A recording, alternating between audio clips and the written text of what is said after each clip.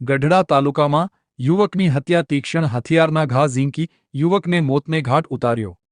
ગઢડા તાલુકામાં યુવકની હત્યાની ચકચારી ઘટના સામે આવતા સમગ્ર પંથકમાં ચકચાર મચી ગઈ છે. ગઢડાના ઉગામેડીથી લાખણકા તરફ જતા રોડ પર એક યુવકની હત્યા કરવામાં આવી હોવાનું પ્રાથમિક માહિતીમાં સામે આવ્યું છે.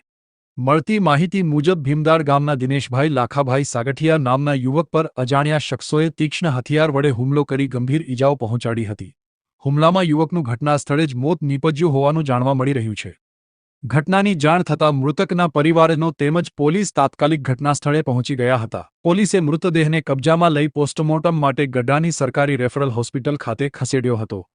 હાલ યુવકની હત્યા કોણે કરી અને હત્યા પાછળનું ચોક્કસ કારણ શું છે તે અંગે ગઢડા પોલીસે તપાસ હાથ ધરી છે. પોલીસે ઘટના સ્થળેથી જરૂરી પુરાવા એકત્ર કરી હત્યારાઓ સુધી પહોંચવા માટે વધુ તપાસ શરૂ કરી છે.